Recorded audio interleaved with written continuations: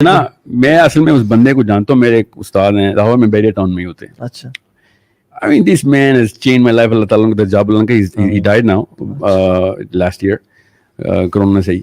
But میں ان کے پاس بیٹھا, ڈاکٹر تھے, میو ہاسپٹل ہے نا لاہور کا, اس کے ڈین رہے ہیں, کہ ہیڈ رہے ہیں وہ 20 سال. ٹھیک ہے.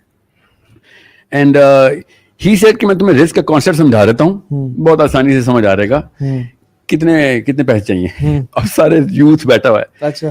سب چپ, شرمندگی میں سوال کا جواب کون دیتا ہے؟ یہ تو اوقات ہے پیسے کی کہ تم بتاتے ہوئے بھی شرمندہ ہو رہے ہو. جیسے کہ کوئی میں نے زنا کا سوال کر لیا, یار پوچھو کتنے پیسے چاہیے, کیوں نہیں بتا رہے ہو. ہی تو ایک تھا ذرا لڑکا, کہتا سر 10 کروڑ روپے چاہیے.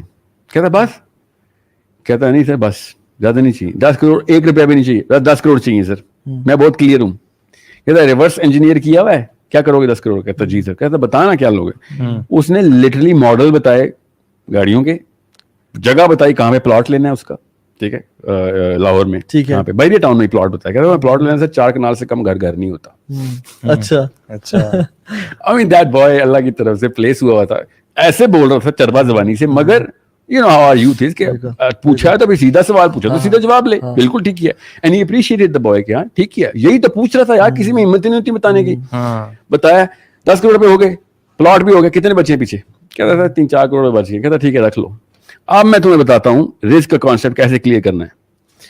ہی سیڈ میں لاسٹ ایئر تھا میرا, ایک میرے پاس ہاسپٹل میں سرجری کے لیے بچہ ہے, اس کا لیور کا مسئلہ تھا. اب مسئلہ تھا انڈیا سے ہوتا تھا اس وقت, اب ابھی پاکستان سے بند کر دیا, آیا تھا پھر بند کر دیا. کہتا ہم نے انڈیا بھیجنا تھا, ہم نے انڈیا کال کی, انہوں نے کہا ہو سکتا ہے یہ ہوگا سب کچھ.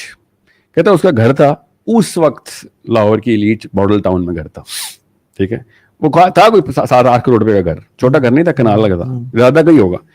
کہتا اس بچے کے پیچھے صرف ایک بچے کے جان لیور بچانے کے لیے اس کا گھر بھی بک گیا, گاڑی بھی بک گئی, اور جتنا کوئی مال مول تھا ادھار بھی لیا اس نے.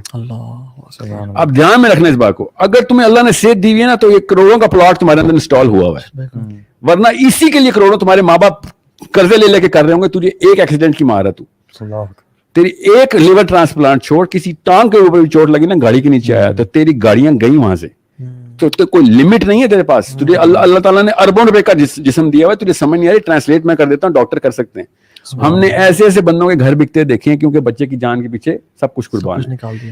So if you really think that you have a number in mind, then sorry, you are so delusional, you don't even know کہ دنیا اور لائف کا مطلب کیا ہوتا ہے.